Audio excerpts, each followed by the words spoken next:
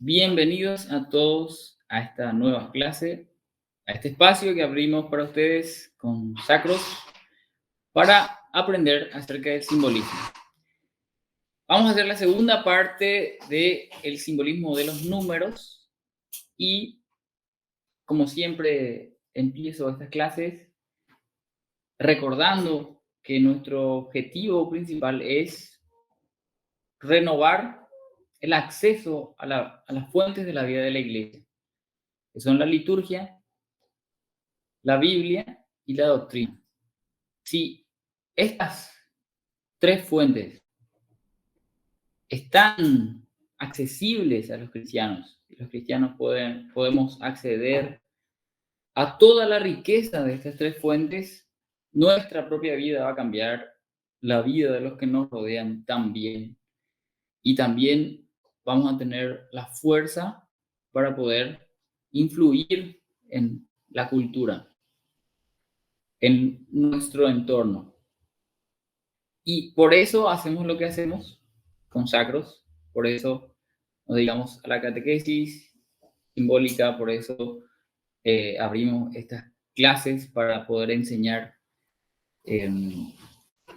un conocimiento bastante antiguo, muy valioso, que es el conocimiento simbólico, bíblico, pero en nuestros días bastante perdidos. Pero gracias a Dios, en la actualidad está siendo bastante revalorado. Y la gente está explorando lo que es la interpretación simbólica de las escrituras.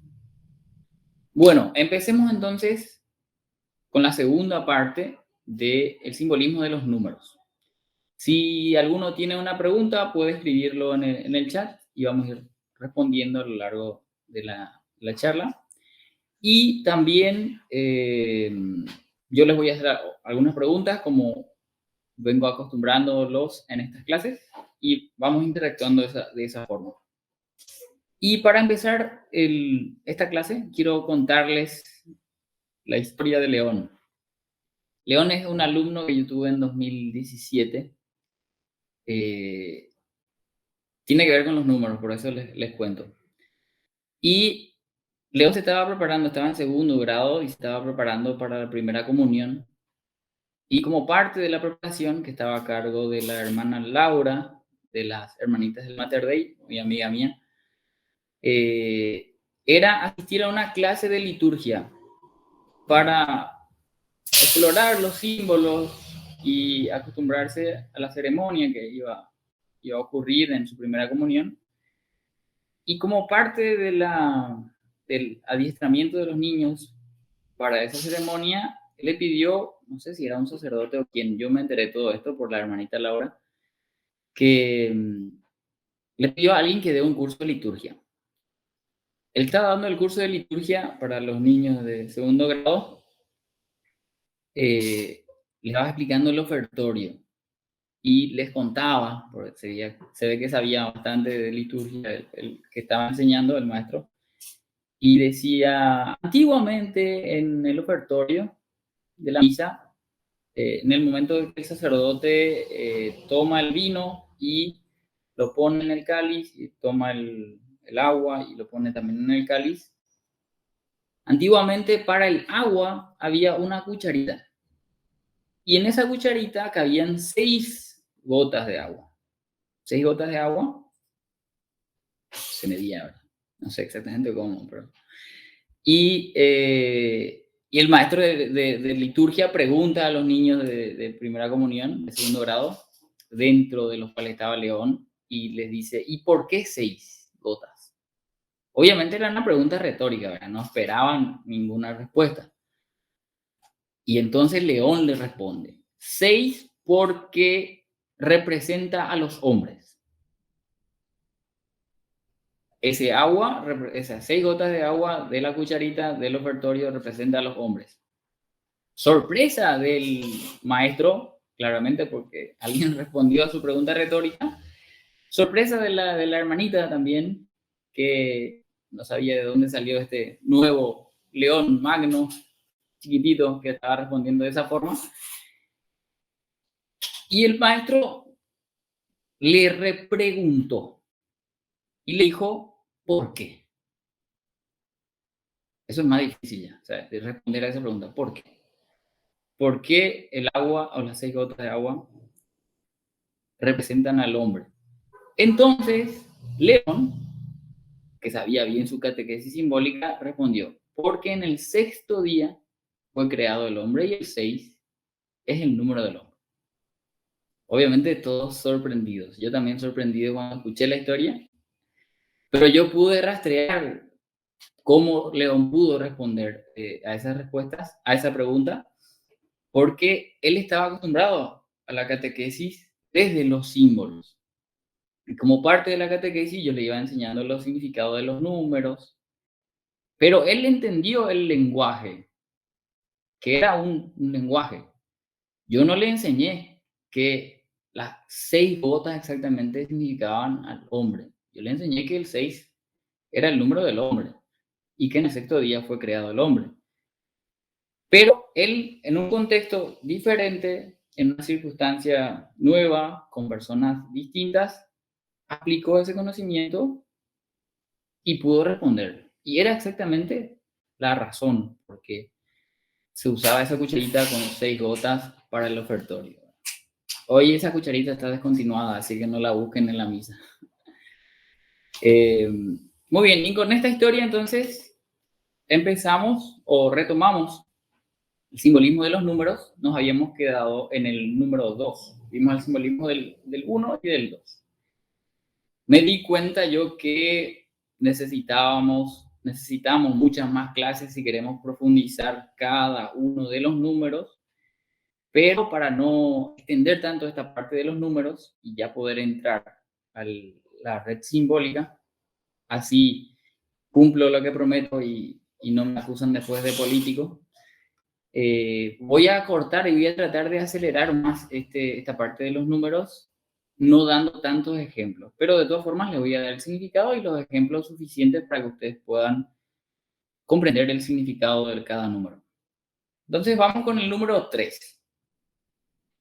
Y el número 3 es más conocido para nosotros, es más común, digamos, encontrarlo, como el número de la Trinidad, la Santísima Trinidad. Hablamos del uno, de la unidad, Dios uno, amarás el Señor tu Dios uno es, como habíamos visto en la clase anterior. Pero esta unidad era es una unidad trinitaria.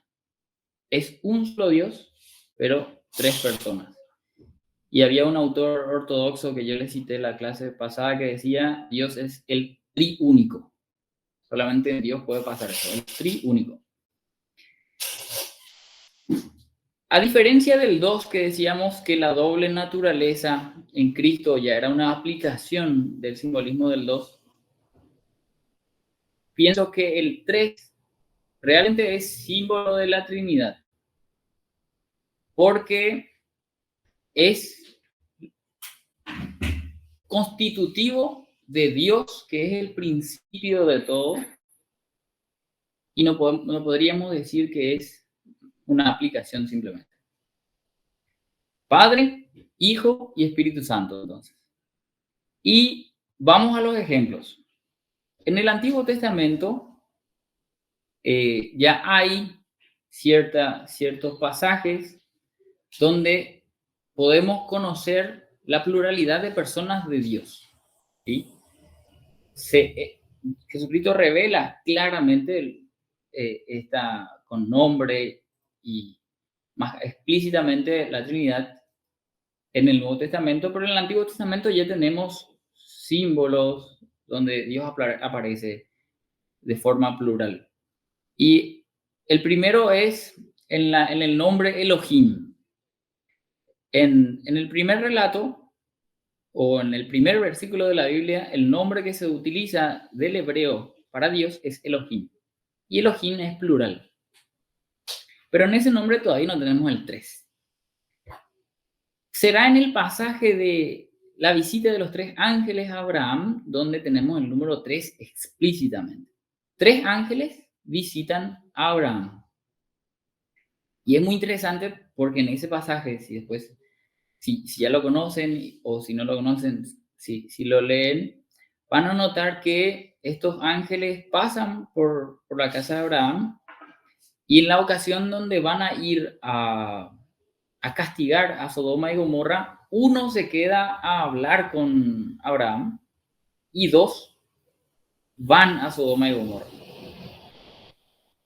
Podríamos decir que Abraham está hablando con el Padre y los enviados, porque hay dos misiones, la misión del Hijo y la misión del Espíritu Santo.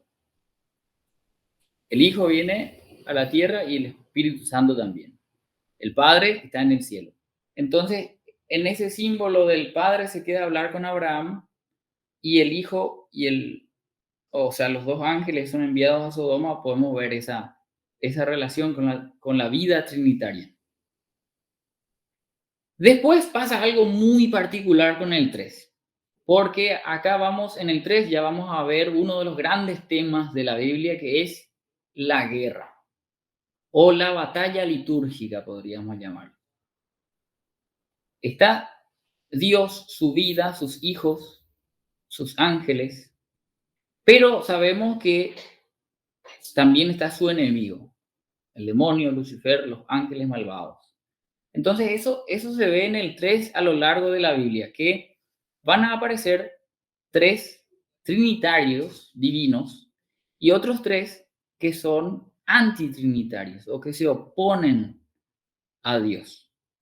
Y ahora les doy un ejemplo. En la 10ª plaga, o antes de la 10ª plaga en el Éxodo, la última plaga la 9ª plaga es oscuridad, que todo se vuelve oscuro y los egipcios no ven nada. Pero esa oscuridad está marcada por 3 horas, por el número 3. Son 3 horas de oscuridad antes de la 10ª plaga.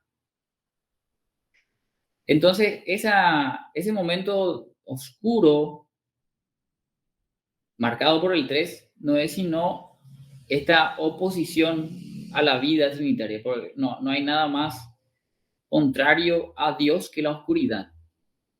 Dios es luz, en sí mismo es luz. Entonces, esos 3 horas de oscuridad no son sino esta manifestación de esta oposición del 3 antitrinitario. Vamos a verlo en el Nuevo Testamento. Cuando aparezca el 3 antitrinitario, ustedes lo van a entender mejor. Después, ya en el Nuevo Testamento, voy a darle pocos ejemplos, así podemos avanzar sobre los números. Ya en el Nuevo Testamento, vemos que la vida y la obra de Jesucristo está marcado por el 3. Porque Él tiene 30 años de vida oculta y 3 años de vida pública. Y después resucita el tercer día. Claramente el número 3 es el número que marca el ritmo de la obra de Jesucristo. En el 30 años está sumado, está multiplicado por el 10, ¿verdad? Después más adelante vamos a ver el simbolismo del 10 también. Y el 3 en el Nuevo Testamento, en la vida de Jesús, vemos el 3 antitrinitario en la cruz. En la cruz hay una condensación de 3 importante. Y reaparecen las 3 horas de oscuridad, porque dicen los textos sagrados que cuando fue crucificado, todo se oscureció. Y se oscureció 3 horas, hubieron 3 horas de oscuridad. Y ahí es claramente esta obra del enemigo de Dios que está viendo de una visión de fe y de una visión teológica, está ocurriendo la obra más catastrófica, horrible que puede haber ocurrido a lo largo de toda la historia, que es la muerte del Dios hombre. El hombre más justo, el hombre más bueno, está muriendo en ese momento. Y no solamente justo y bueno, sino santo. Era Dios mismo. habitando en el hombre. Como vimos en clases anteriores, la destrucción del templo. Por eso las 3 horas de oscuridad. Podríamos decir que ese es el tres antitrinitario más grande que hay en la Biblia. Esas 3 horas de oscuridad. Pero vemos también que en la cruz hay Jesús esclavado con 3 clavos. También hay 3 cruces, la de los 2 ladrones y la de Cristo. Y ahí salimos del tres antitrinitario, creo, hay 3 idiomas en los que están escritos el, el título de Jesús en la cruz. Jesucristo, Jesús Nazareno, Rey de los Judíos. Eran 3 idiomas.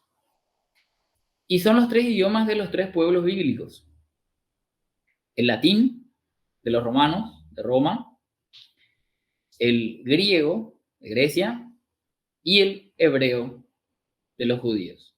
Los 3 pueblos bíblicos anunciaban la verdad más grande de todas, que es Jesús es el Rey de los judíos. Y Pilato profetiza, diría yo, diciendo: lo escrito, escrito está. Quieren cambiar la inscripción, pero Pilato dice: lo escrito, escrito está. Así tiene que estar escrito. Y esos son la exploración del número 3. Hay un montón de ejemplos. Entonces, les invito a leer la Biblia y a prestar atención cuando aparecen los números, y con los significados ustedes mismos van a poder proponer una interpretación, o algunos son más claros, otros son más difíciles. Entonces, no voy a repasar todos los ejemplos. Me encantaría porque es fascinante, pero no terminaríamos más. Ahora les voy a dar ejemplos del número 3 en la liturgia. ¿Dónde aparece el número 3 en la liturgia? Y aparecen en muchas partes, ¿verdad? Pero en los mismos sacramentos hay 3 sacramentos de la iniciación cristiana: el bautismo, la confirmación y la Eucaristía. Y estos 3 sacramentos mantienen ese simbolismo de la Trinidad. Estos 3 sacramentos nos introducen en la familia de la Trinidad, nos dan la vida misma de Dios y nos incorporan a esa familia, nos hacen semejantes, cumpliendo verdaderamente ya ahora la promesa de la serpiente que engañaba a Adán y Eva, pero Dios no engaña. Estos 3 sacramentos nos hacen como Dios, pero con Dios. El problema de Adán y Eva y la serpiente era que querían ser como Dios, pero sin Dios. Y después también, dentro de la espiritualidad, nosotros tenemos 3 enemigos. Y acá hacemos de vuelta 3 trinitarios y 3 antitrinitarios. Y eso va como una pregunta a ustedes: ¿cuáles son los 3 enemigos que tenemos nosotros? No estoy hablando de enemigos personales, no. A eso, según Jesucristo, hay que perdonarlos. Según la ley de nuestro Maestro, hay que rezar por ellos. Los 3 enemigos del alma se conocen. Pueden escribir en el chat si los conocen. Y si no los conocen, entérense, tienen 3 enemigos. Hay que conocer a los enemigos para no recibir ataques sin saberlo. Ahí Maya Rojas dice: el demonio, el mundo y la carne. Perfecto. Demonio, el mundo y nos mismos. Nos mismos en la carne, que es la naturaleza caída que se opone al espíritu. Sí, perfecto. Y ven cómo incluso en la espiritualidad, en la doctrina, digamos, se mantiene esta dinámica del 3 contra 3. Dios y su vida, y el demonio que se opone a esa vida. Y como nosotros estamos llamados por el amor de Dios a participar de esa vida, entonces se va a oponer a nosotros. Perfecto. Y dejamos ahí el número 3. Si alguien no tiene alguna pregunta específica sobre este número, podemos pasar al número 4. Bueno, número 4. Maylis Elguera quiere hacer una pregunta. Sí, decime, Se Maylis. ve, el número 3 también se ve en la Virgen, hay la relación por ser corredentora o porque o centrás el número 3 solo en, querés analizar el número 3 solamente en Cristo y en la Trinidad, digamos. Sí, hay muchísimos ejemplos del número 3 y como es la vida divina lo van a encontrar en muchas partes. Y en la Virgen, en la iconografía de la Virgen, siempre aparece escrita la Virgen con 3 estrellas, una en la frente, otra las dos en los hombros. Claramente la Virgen es la que vivió intensamente de una forma muy especial esta vida trinitaria. Entonces, y esas 3 estrellas simbolizan que ella es virgen antes, durante y después del parto.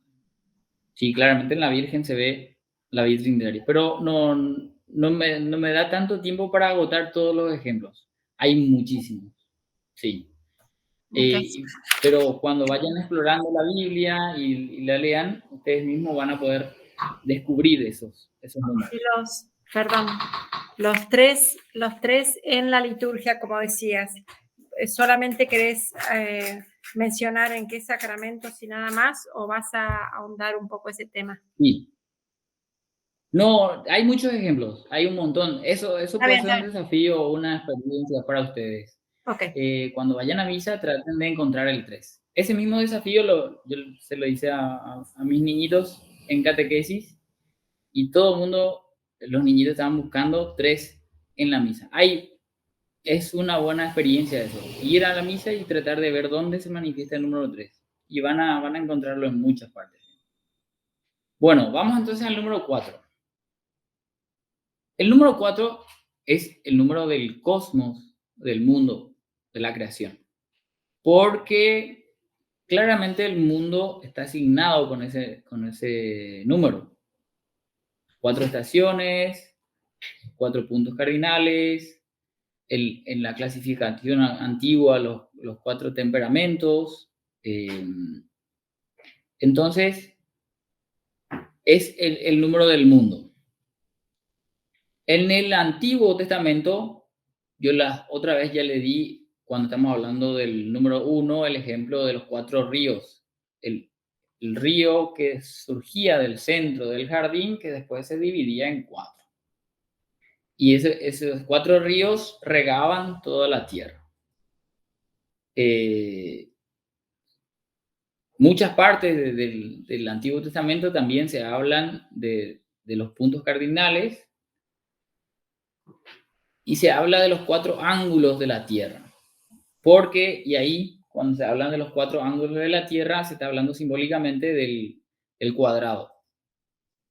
Porque en la geometría, el cuadrado es símbolo del mundo.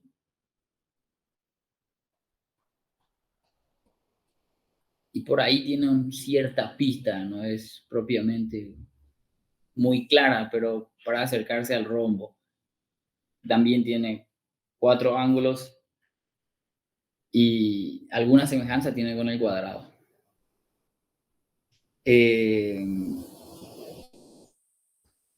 Después, en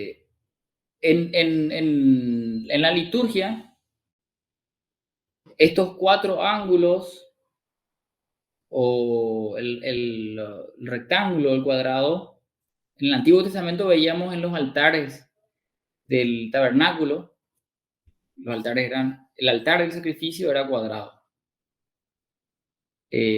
simbolizando que ese sacrificio que se ofrecía en ese lugar era para redención del hombre y del mundo, que en palabras de San Pablo estaba esperando con gemidos inefables esta redención que traía Cristo. Pero también nuestros altares tienen 4 ángulos. Y nuestro altar no es sino un perfeccionamiento de lo que era el altar antiguo del Antiguo Testamento. Y ahí de nuevo aparece el 4.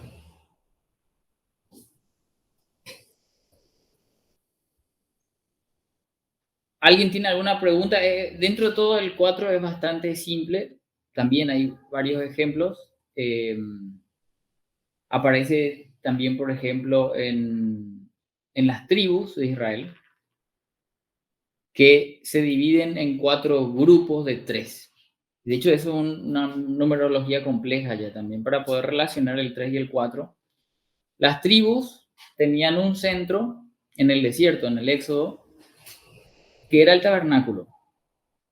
Después, como eran 12, se dividían en 4 grupos de 3 que rodeaban el tabernáculo y se formaban de una manera muy particular.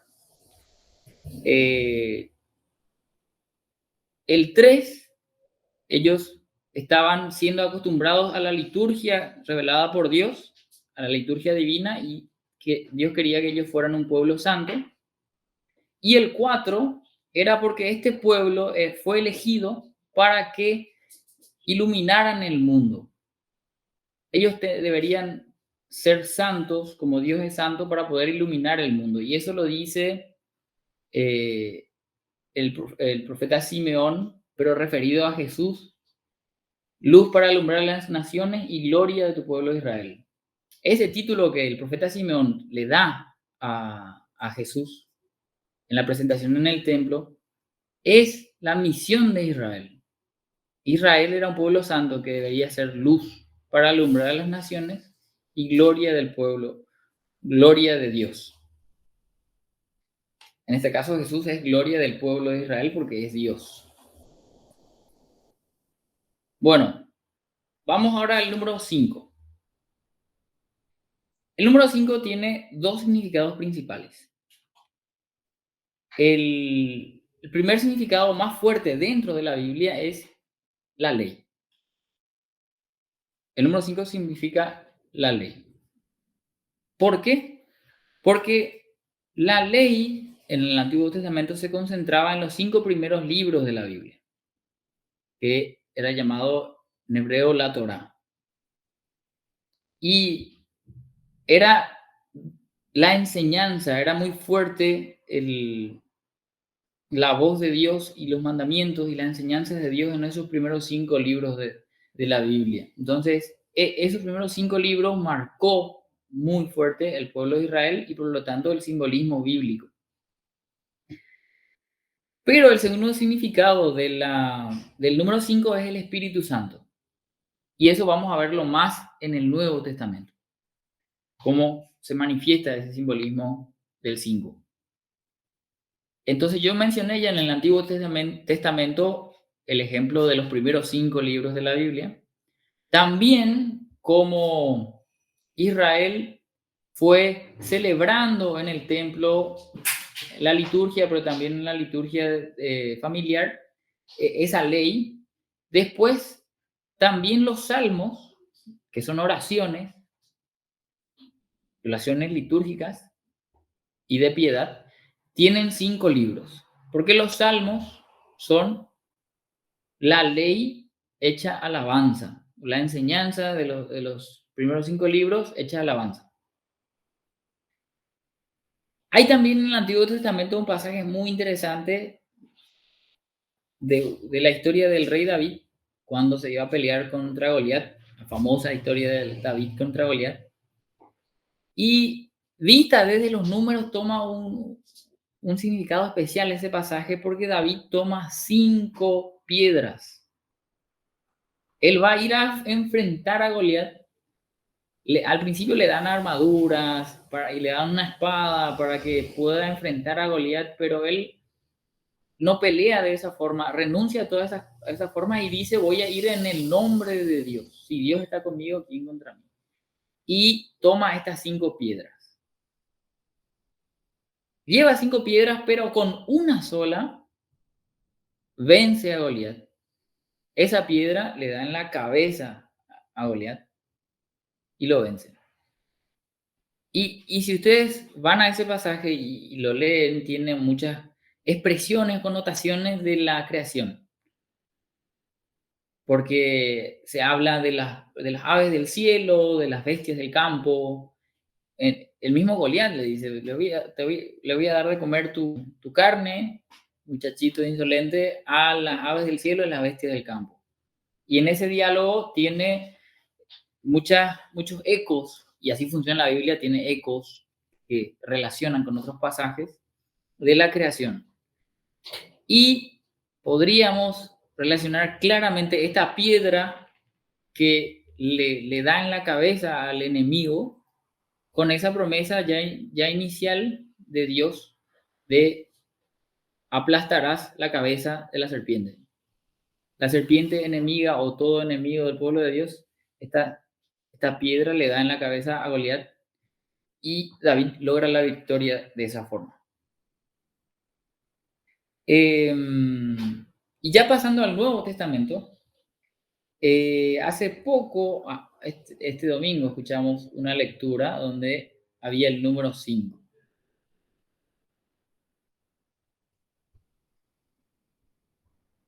Si escucharon el Evangelio de este domingo, ¿no fue este domingo?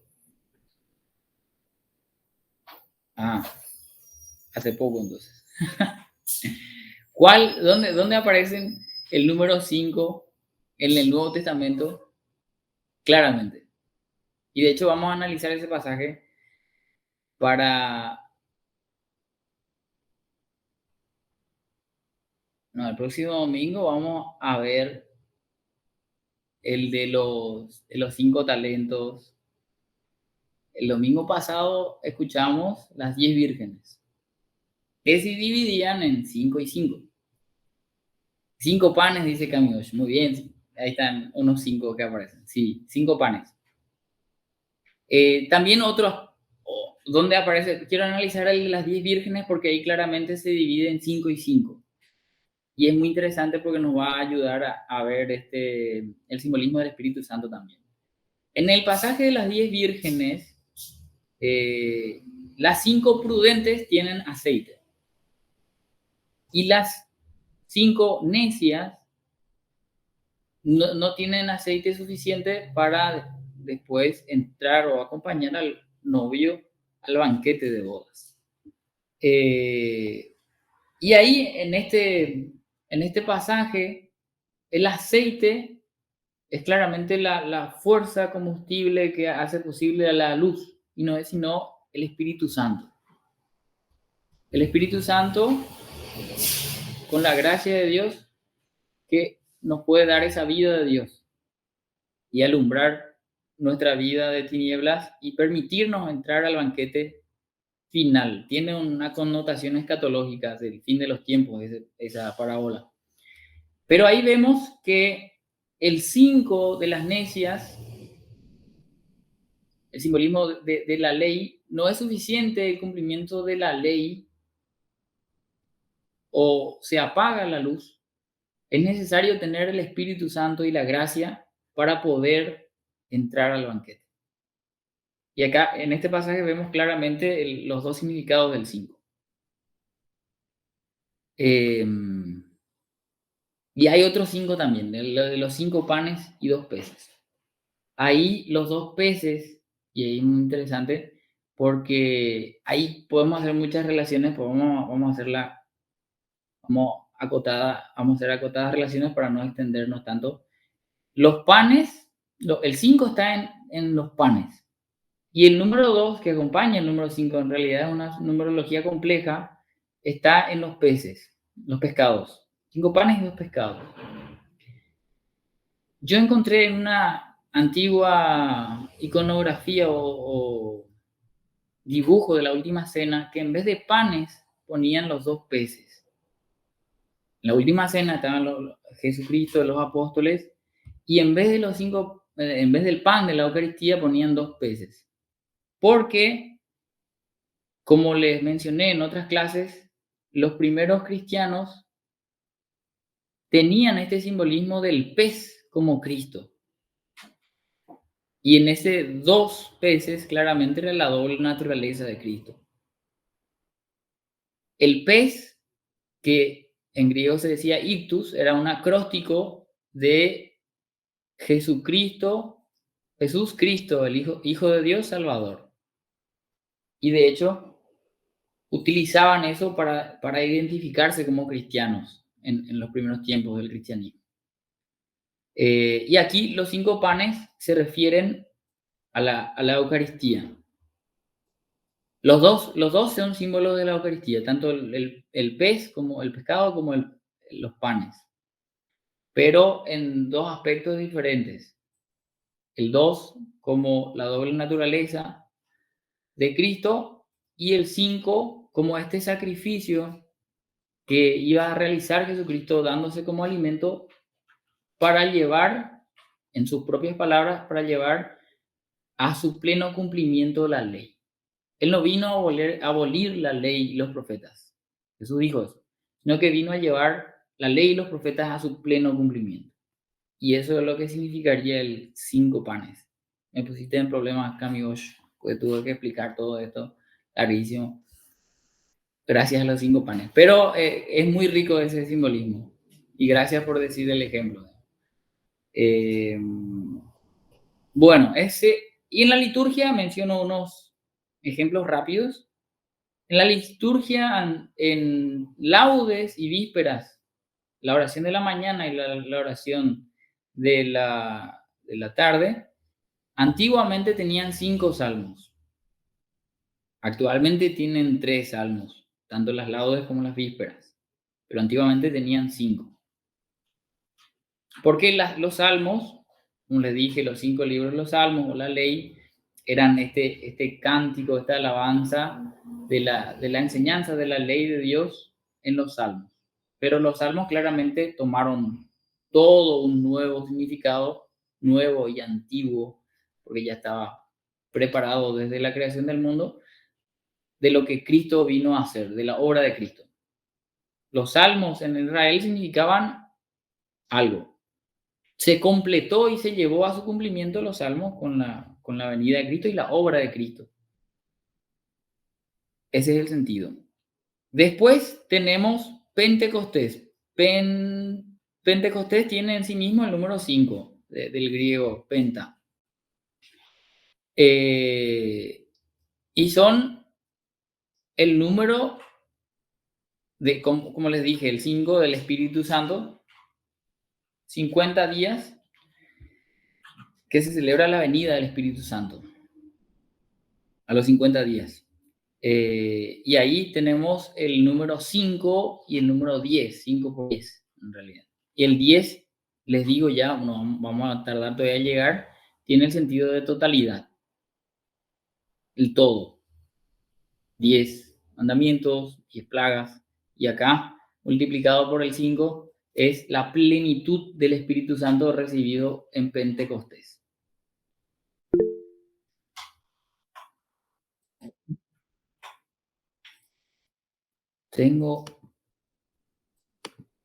Entonces, si alguien no tiene alguna pregunta sobre el 5, Silvia Romero quiere hacer una pregunta. Sí, adelante.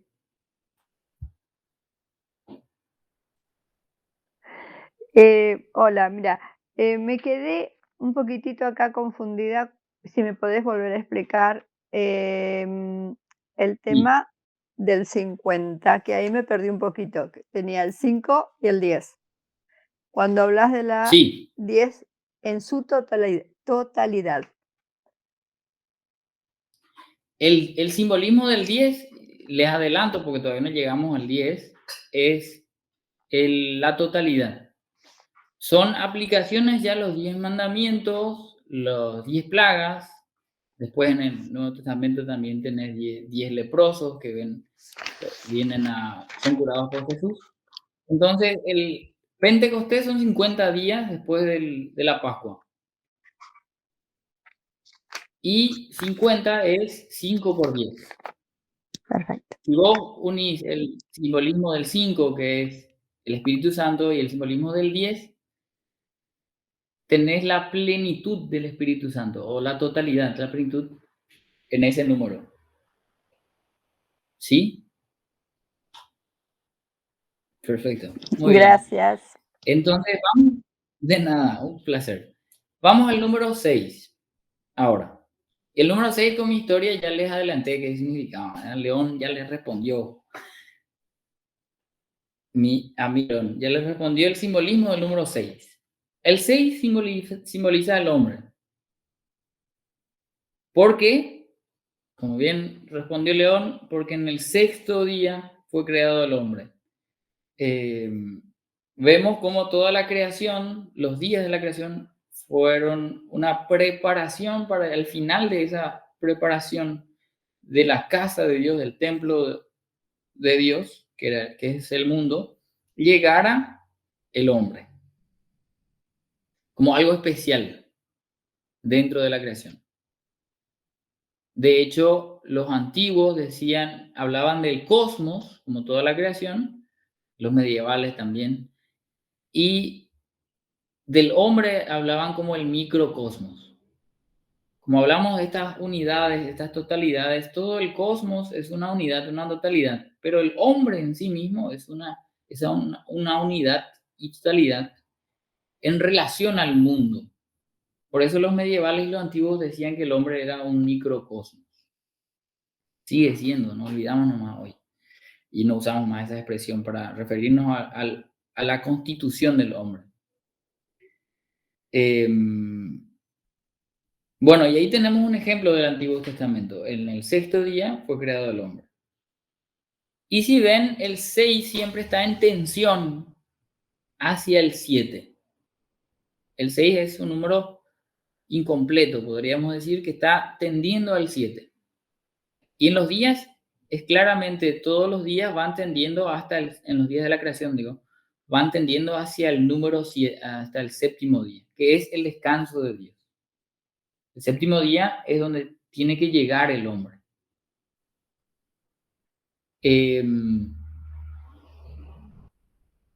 Y después también el número 6, para completarse en el 7, es el 6 más 1. Es el hombre unido a Dios, el descanso, el día séptimo. Pero también el 7 es el resultado del 3 más 4, la Trinidad con la creación. Entonces, otros ejemplos en el Antiguo Testamento podemos ver donde claramente tiene una connotación humana, el número 6, es en el pasaje del libro de Daniel, donde Nabucodonosor, después de haber tenido un sueño de la estatua de las naciones, se le sube el ego y finalmente quiere hacerse él mismo una estatua, y se hace una estatua de oro. Y cae en la tentación del que cayeron Adán y Eva, y él quiere hacerse Dios y quiere que todos lo adoren. Él quiere que todos adoren la estatua de oro. Y esa estatua de oro tenía 60 codos de alto y 6 codos de ancho. La estatua está asignada por el número del hombre. Y tiene esa connotación del hombre puesto en lugar de Dios porque quiere adoración. Y el oro tiene ese simbolismo en la Biblia. El elemento más usado para hacer el tabernáculo y el templo era el oro, porque el oro representa a Dios. La iconografía también. Los fondos tienen oro porque representan a Dios. Entonces, en este pasaje, Nabucodonosor se pone en lugar de Dios. Después vamos a ver un número polémico también, que después de esta explicación de los simbolismos ya es bastante claro. Después, en el Nuevo Testamento, pasando ya al Nuevo Testamento, tenemos la mención de que 6 meses después, el ángel Gabriel fue enviado a una aldea de Nazaret, a una virgen llamada María, desposada con José. La anunciación empieza con el número 6, 6 meses después. Después hay que ver después de qué, pero el evangelista quiere poner el número 6 ahí, por eso dice 6 meses después. Y en ese mismo relato, en la conversación, también Isabel está ya a 6 meses, la que era estéril y no podía tener hijos, ya está de 6 meses. Ese pasaje vuelve a abundar el 6. ¿Y por qué? ¿Cuál es el sentido de que el 6 esté marcado ahí? Es que Dios se hizo hombre. Sí, ese es el misterio. Ese es el misterio que estaba ocurriendo en ese momento. Dios se estaba haciendo hombre. En el anuncio, en el sí de María. Y también el precursor, en palabras de la parábola de las 10 vírgenes, el grito, el amigo del esposo, estaba marcado con ese número. Ya lleva 6 meses la que era estéril. Y muy interesante porque María, después de ese momento específicamente, va a visitar a su prima Isabel y se queda con ella 3 meses, hasta que da luz. Y ahí está el número de la Trinidad. Y ese número 3 meses es a propósito y exacto porque tiene un paralelo específico con el Arca de la Alianza en el Antiguo Testamento, donde el Arca de la Alianza se queda 3 meses en la casa de un sacerdote levita. Cuando David estaba trasladando el arca y entonces hubo un percance en el camino y finalmente David dijo, tengo miedo que el arca de mi señor, de la visita del arca de mi señor. Entonces lo deja 3 meses en la casa de este sacerdote que se llamaba Obed-edom. Y así como el arca se quedó 3 meses en la casa de ese sacerdote, también la Virgen María, nueva arca de la alianza, se queda 3 meses en la casa de Isabel. Y ahora, habiendo ya explorado el simbolismo del número 6 y también los otros números anteriores, pregunta, ¿qué les parece que simboliza el número 666 del Apocalipsis? ¿Alguien se anima a tirar una interpretación?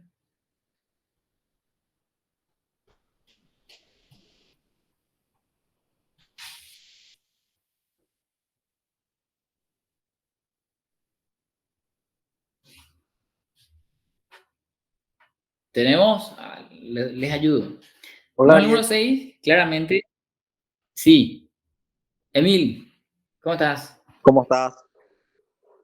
Muy Sí, bien, alegre siguiendo de un escucharte. poco, no, a mí, a vos y a los que están opinando también. Me parece que Sí, el triple seis, una relación directa de la Trinidad con el hombre, y me parece que en algún momento era el hombre intentando hacerse Dios. sí, sí, y de hecho el Apocalipsis dice, el que lea, que entienda, dicen.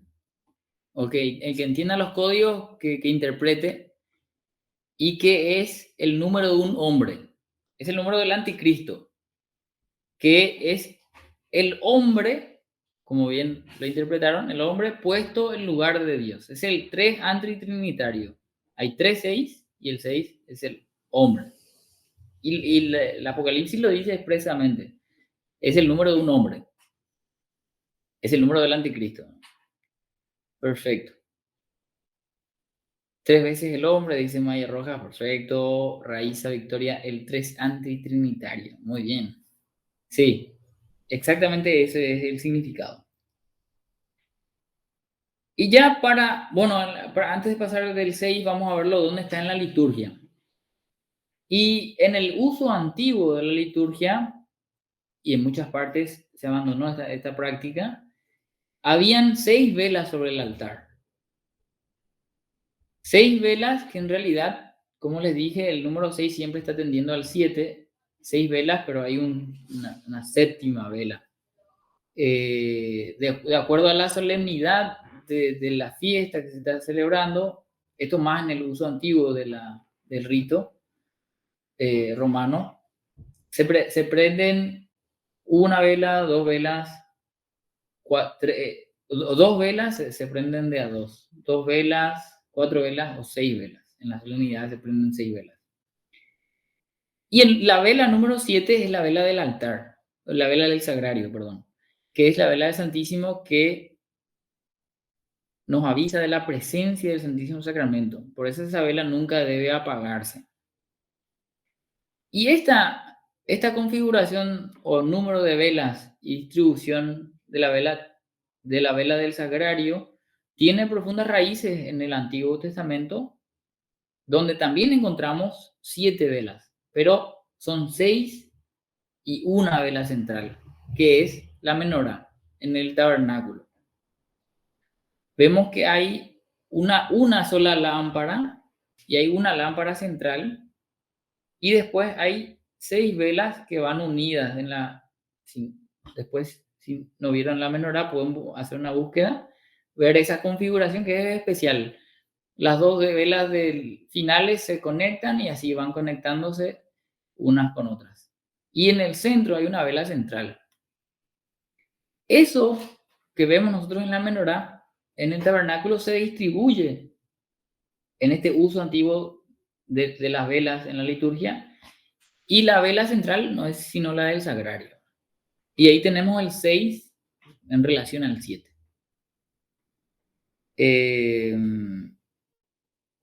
Vamos ahora al número 7. Y con este número terminamos hoy. El número 7, yo siempre le digo a mis alumnitos de catequesis, el número 7 es el número favorito de Dios. Y se los digo a ustedes también, aunque no sean niños, porque es así, es un número escogido, es un número especial en la Biblia, el número 7. Porque es el número de la alianza, simboliza la alianza. Les voy a dar ejemplos y vamos a ver nombrar y ver ejemplos dentro de la alianza como el número 7 es recurrente. Pero también es el número de la perfección, el número 7. El número 7 tiene varios significados. Es el número de la alianza, es el número de la perfección y también jurar en la Biblia se dice 7. Jurar, en este caso, jurar una alianza. O hacer una alianza, de hecho, en la palabra hebrea, en el origen de la palabra hebrea, se dice 7. Tiene mucha relación la raíz misma de la palabra. Y algo perfecto, algo lleno, algo completo también tiene la raíz de 7 en esa palabra. Y vemos que Dios empieza, el Espíritu Santo inspirando las Escrituras, la primera oración de la Biblia tiene el número 7. En el original hebreo hay 7 palabras en ese inicio de la Biblia. En el principio, Dios creó los cielos y la tierra. En el hebreo hay 7 palabras. Y la 7ª palabra es muy especial. En esta relación del 6 y el 7 que les iba diciendo, traduzco en una traducción española lo más fiel posible al hebreo, que sería así. En principio, Elohim, Aleph, Tau, o Alfa y Omega, creó los cielos y la tierra. En el medio de esa expresión, de esa oración, hay 2 letras. La primera y la última letra del alfabeto hebreo. Como en nuestro abecedario sería AZ. Y esas 2 letras que aparecen en hebreo en el principio, en el Génesis, vuelven a aparecer en el Apocalipsis, pero ya en griego, como Alfa y Omega. Otra pista para que ustedes vayan uniendo cabos con el Pantocrátor. Que si se acuerdan, en la imagen del Pantocrátor, él tiene un libro donde aparece el Alfa y la Omega. Y vamos ahora a los ejemplos del número 7. Y con esto terminamos. Ya mencionamos los 7 días de la creación. En 7 días Dios creó, se narra la creación del mundo. Y esa es la primera alianza. La primera alianza de Dios con el hombre, con Adán y Eva, se da en el sexto, no se sella, ellos rompen la alianza claramente. No se completa, por eso no entran al séptimo día, no entran al descanso. Entonces no se termina. Después en la segunda alianza, que es la alianza con Noé, el signo de la alianza es el arco iris, que tiene 7 colores. Después, con Moisés, el signo no, me estoy saltando, con Abraham. Abraham es la tercera alianza. En la alianza, donde se sella la alianza, no aparece el número 7, pero en un pasaje donde Abraham hace una alianza con un personaje para testificar que había un pozo que era propiedad de Abraham, ahí es donde se expresa más claramente este juego de alianza y la palabra 7, porque él lleva 7 animales para sacrificar y después el nombre, le ponen un nombre a ese lugar y se llama Beer-Sheba o Beer-Sheba, y Sheba es el número para 7, que es, ellos están jurando una alianza, están haciendo una alianza y ahí aparecen más claramente esta relación con el número 7. Después en Moisés, en el tabernáculo, cuando se termina la dedicación del tabernáculo, se hace en 7 días. Lo mismo se hace con el templo de Salomón. Y el templo de Salomón se terminó de construir en 7 años. Y Salomón se sentaba en un trono y había 6 escalones para llegar a su trono. Ahí se ve claramente la relación del 6 con el 7. El 7 sería especial, el 7 es el trono, los escalones y el trono.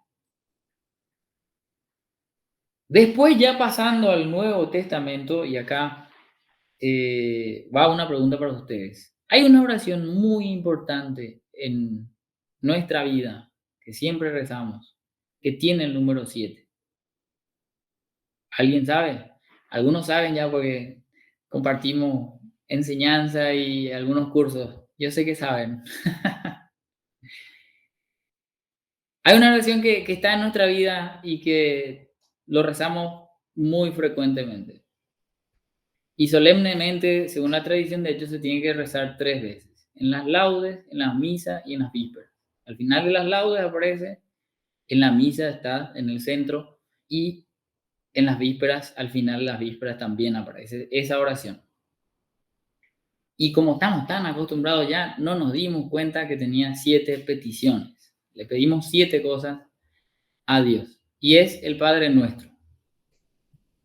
Cuando a Jesús le pidieron que los apóstoles les pidieron que les enseñe a orar, les dio el Padre Nuestro. Y el Padre Nuestro tiene 7 peticiones. Pueden hacer la experiencia de rezar el Padre Nuestro y ver las 7 peticiones que le piden a Dios en el Padre Nuestro. Hay una invocación y después hay 7 peticiones.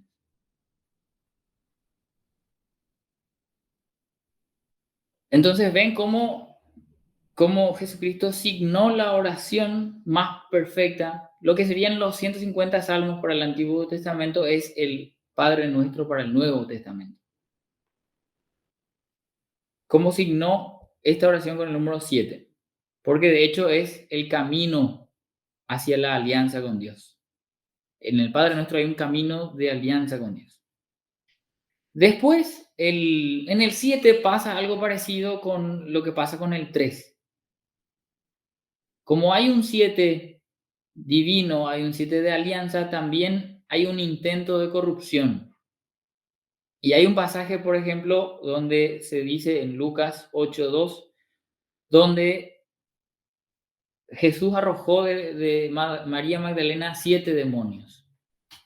Ese intento de profanar lo que Dios ama, es decir, el hombre, su cuerpo, se expresa con este número también. 7 demonios tenía María Magdalena. Y después hay otros ejemplos también, donde Jesús habla de Cuando alguien es liberado y no pone a Dios en su corazón, irá el demonio que fue expulsado y traerá otros 7, dice. Y el final será peor que el principio. Ese es otro pasaje del Nuevo Testamento. Y en la liturgia podemos hacer una relación, pero eso para hacerlo específicamente nos va a llevar más tiempo, entre las 7 peticiones del Padre Nuestro y la misa, que tiene 7 partes. Dentro de la misa hay partes y podemos hacer esa relación, pero no será hoy ese día porque ya no tenemos tanto tiempo. Después las 7 velas que ya le hablé, y finalmente los 7 sacramentos básicos. Los 7 sacramentos a través del cual recibimos la vida divina también tiene el número 7. Y ahí, con estos ejemplos, terminamos. Como les dije, hay muchos otros ejemplos y les invito a que ustedes mismos exploren y traten de encontrar el significado. Le agradezco a todos por su presencia, espero que hayan podido aprender. Si quieren seguirnos, estamos en las redes, en Instagram, tenemos también canal de WhatsApp, de Telegram, y también pusimos a su disposición una hoja para tener un feedback para cómo hacer una mejora en estas clases. Si tienen alguna opinión y quieren darnos su opinión, les agradeceríamos mucho. Y dejamos ahí el link para esta encuesta, para que nosotros podamos mejorar cada día este servicio que estamos prestando. Y le agradezco a todos también los que compraron la catequesis simbólica, porque gracias a eso están ayudando a que nosotros sigamos haciendo esta labor y sigamos adelante con este deseo de acercar a las personas a las fuentes de la vida de la iglesia. Y sin más que decir, me despido de ustedes y nos vemos en la próxima clase. Chao, chao.